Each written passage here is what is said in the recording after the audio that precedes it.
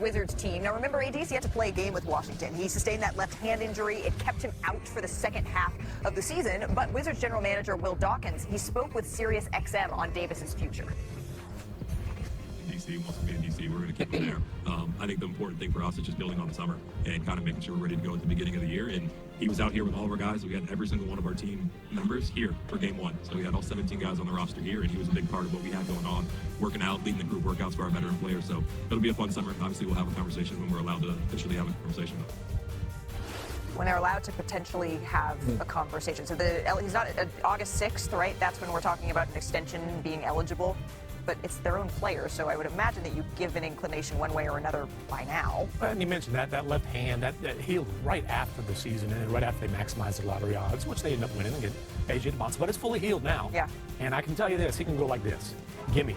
Pay me. You paid Trae Young. You gave Trae Young essentially a max extension. I just don't know how you look Rich Paul and Anthony Davis in the eye and say, hey, we want you to just hold on. Just wait. We're not ready to extend you. I don't think that conversation would go very well. Shanae, what's your reaction to this? Is Washington, it's time to wake up.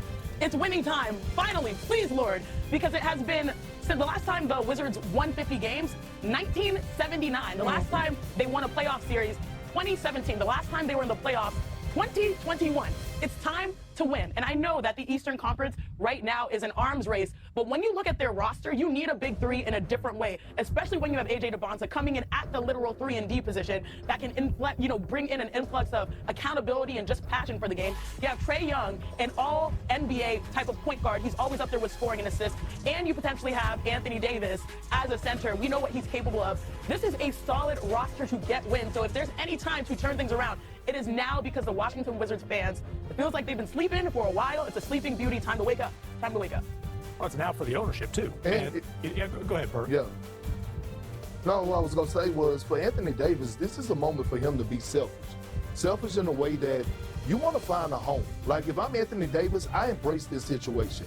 I would actually go to Rich Paul, his agent, and tell him, I'm not looking to get traded to any other destination. No, I want to be in Washington. I want to show the world that I'm still AD.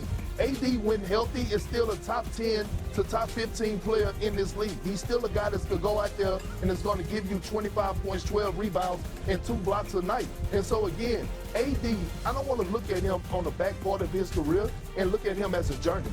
Like, if he was to get traded and they was to move on from the Wizards and he wanted to go elsewhere, this will be his 14 in the last, year and a half? That's not for Anthony Davis. And so the Wizards, yes, they have to make it right and make sure when August the 6th comes, they pick up their phone and say, we want to extend you. But if I'm Anthony Davis, I'm also putting my foot down and I'm telling Rich Paul that I'm not trying to go anywhere else. I want to be here, and I'm about to make noise here, and I'm about to show the world I'm still AD, and that I'm still one of the best in the business. I mean, that all sounds great, but let's be honest. The reason that he's in Washington is because the Mavericks didn't want to deal with this discussion about he wants an extension. And it's not just that he wants an extension. He wants a massive extension, right. A max or near max type of extension. That's why he went to Washington. That's why there wasn't much of a market for him before the trade deadline last year, and the Wizards didn't have to give up a whole lot to get him. But look, I understand what Perk's saying, and I also am just going to point out, like, front offices don't get forever, and that's why they went ahead and they were aggressive getting AD, getting Trae Young. Last year was a tank year.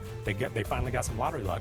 There is real pressure on the front office in Washington to produce a winner right now, and the last thing they need is some kind of black cloud hanging over AD because you can't get on the same page in terms of how he fits for the future financially. And it becomes more difficult when you see the numbers on the extension that they just gave Trae Young, because I would expect that they're going to offer Anthony Davis some sort of extension. The question is what that number is and if he's happy with it, especially when you just saw your compadre get a huge number. My goodness, my friends, it feels good to be home. Tim McMahon, Kendrick Perkins, Shanae Ogumake. I'm Malika Andrews. What did I miss, guys? What's going on? Howdy, Malika. Welcome back to this side of the pond. It's good to be back. Well, you were busy hanging out with all those royals over there in England. We've just been waiting on word from the king. Waiting on word from LeBron James. And waiting and still waiting. But in the meantime, it's been the summer of LeBron, right, as the NBA world awaits his decision, but he's kept busy.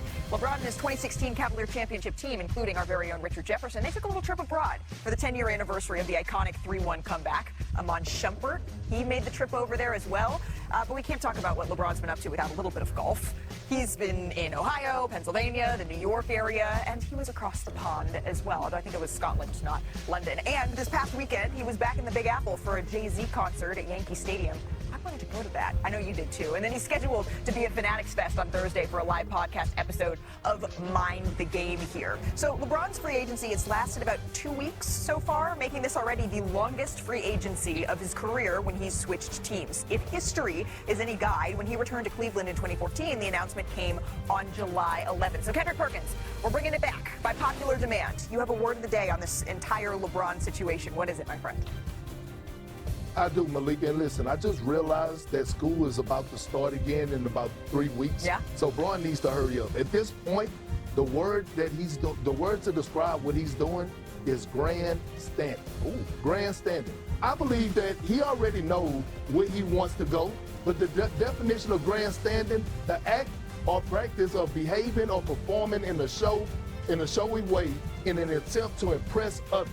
I believe that he already knows where he wants to go. I believe that LeBron James is in the moment where he wants to feel love. He's loving all the attention. He's loving the phone calls from all the different organizations that want him to come there. He's loving the phone calls from all the other stars and superstars around the league. And rightfully so, because guess what? If I was in this position, damn it, I would be grandstanding as well. But at some point, I want to go on vacation. At some point, I don't want to be on call from when LeBron James make his announcement. Damn it, hurry up. Hurry up. You might be on call for a couple more days here, Kendrick Perkins, because this has been unspooling since I left a couple of weeks ago. Janae, LeBron is entering year 24, right? And I think we've talked so much about where he's going to go, what we could possibly be seeing. Enough guessing on that front. What is actually the most valuable skill that he is bringing to his next team now? He's going to turn 42 this season.